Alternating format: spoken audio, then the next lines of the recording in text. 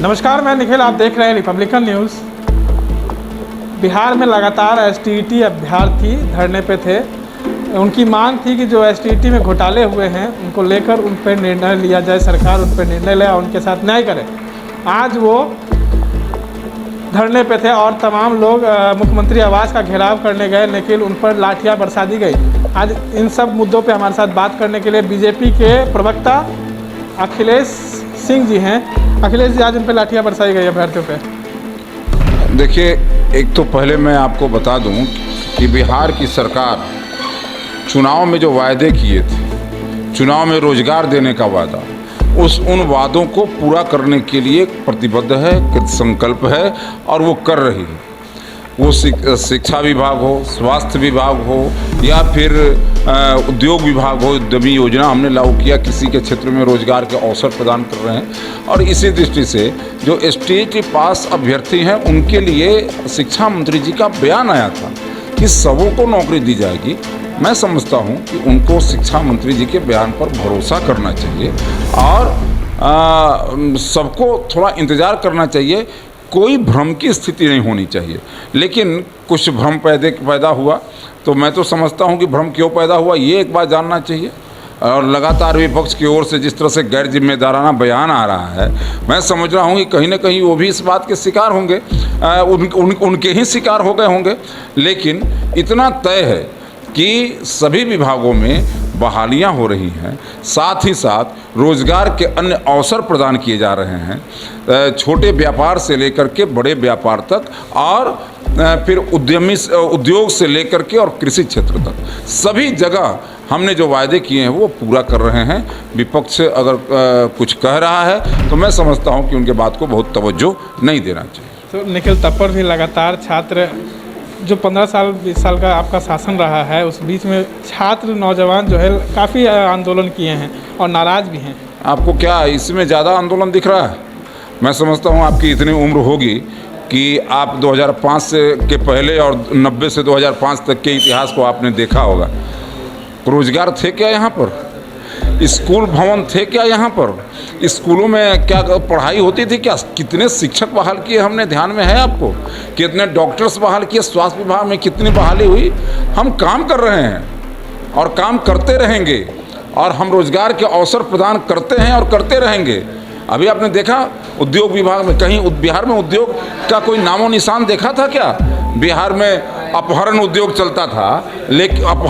चलता था, लेकिन इसी बिहार के अंदर में सचमुच उद्योग आ रहा है, उद्यमी योजना लागू हो रही है, रोजगार के अवसर प्रदान हो रहे हैं।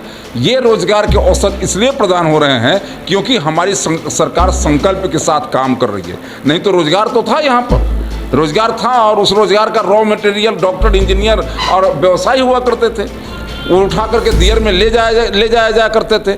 और इसलिए मैं कहना चाहता हूँ कि इन 15 वर्षों में जिस प्रकार से हमने रोजगार का सृजन किया, मैं एक छोटा उदाहरण मैं आपको दे रहा हूँ। 450 ANM किसी ज़माने में इस बिहार के अंदर 2005 में थी और इन 15-16 सालों में ये संख्या 20,000 से ऊपर चली गई।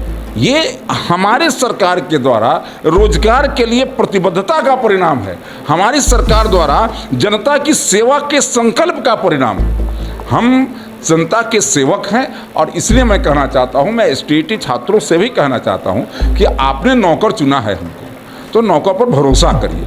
आपने अपना सेवक हमको चुना है तो सेवक पर भरोसा करिए। ये दूसरी सरकार नहीं है, किसी दूसरे की सरकार नहीं है, आप ही की सरकार है। आप क्यों भरोसा नहीं करेंगे? वो पुलिस वाले भी हैं, वो भी हमारे ही परिवार के लोग हैं। वो जो एसटीईटी अभ्यर्थी हैं वो भी हमारे ही परिवार के लोग हैं। और इन सब परिवारों का अगर कोई सेवक है तो ये बिहार की सरकार है और वो सेवा कर रही है और इसलिए इस पर भरोसा करना चाहिए। सर, एक सवाल और है कि लोग जो है महंगाई से काफ़ी त्रस्त है। लगातार पेट्रोल की दामों में वृद्धि होती जा रही है, क्या कहेंगे? देखिए, एक तो ये अंतर्राष्ट्रीय मार्केट से गाइड होता है। भारत में पेट्रोल बनता नहीं है, हम प्रोडक्शन नहीं करते हैं, हम बाहर से पेट्रोल डीजल ले आते हैं और अंतर्राष्ट्रीय कीमतों में जिस प्रकार से कमी बेसी होती है उसी का परिणाम होता है कि पेट्रोल और डीजल का दाम होता है। दूसरी बात, पूरे एक डेढ़ सालों से जिस प्रकार से पूरा का पूरा विश्व आज आर्थिक परेशानी को झेल रहा है, आर्थिक गतिविधियां बंद हुई हैं, भारत में भी आर्थिक चक्का जाम हो गया और जिस प्रकार से लोगों के जीवन जीने में कठिनाई आने लगी, सरकार को एक बड़े सहयोग की आवश्यकता, सरकार के एक बड़े सहयोग की आवश्यकता एक बड़े वर्ग को, भारत के एक बड़े वर्ग को पड़ी और इसलिए उनको भी सहयोग करने की ज़रूरत है। आर्थिक चक्का बंद है, आर्थिक मंदी है, परेशानियां हैं और इस बड़े पेंडेमिक में हम फंसे हुए हैं और इसलिए थोड़ी परेशानी ज़रूर है, लेकिन विश्वास करना चाहिए, ईश्वर भी हम पर कृपा करेंगे और निश्चित रूप से जल्द इन सारे परेशानियों से हम निकलेंगे। लेकिन हाँ, ये परिस्थिति विशेष है और इस विशेष परिस्थिति में थोड़ी बहुत कठिनाई है हम और इस कठिनाई का कारण भी नेचुरल है। महंगाई में सर गरीब लोग कैसे अपना भरण पोषण करेंगे? नहीं, देखिए महंगाई है, इसी में सब लोग जी भी रहे हैं, सब लोग चल भी रहे हैं और गरीबों को भोजन मिल सके, गरीबों का जीवन यापन हो सके, सरकार इसकी चिंता भी कर रही है, उनके रोजगार के अवसर मिल सके इसकी भी चिंता कर रही है। आपने देखा होगा आत्मनिर्भर भारत, आत्मनिर्भर बिहार में किस प्रकार से लोगों को आर्थिक सहयोग करने का काम भारत सरकार ने और बिहार सरकार ने की है और इसलिए मैं ये भी कहना चाहूँगा कि जो हमारे गरीब लोग हैं उन लोगों के लिए मुफ्त अनाज देना, फिर उनको और सब सुविधाएं देना, वो सब कर रही है सरकार और इसलिए मैं समझता हूँ कि थोड़ा सा इन विशेष परिस्थितियों को ध्यान में रखते हुए विचार करना चाहिए। जिस तरह से प्रवक्ता अखिलेश सिंह जी ने कहा है कि एसटीईटी के अभ्यर्थी को अब सरकार पर विश्वास करना चाहिए क्योंकि शिक्षा मंत्री का जो बयान आया था वो उन लोग के हित में आया है, कुछ समय रुकें और शांतिपूर्वक उन पर विचार विमर्श किया जा रहा है और किस तरह से महंगाई पर उन्होंने जवाब दिया।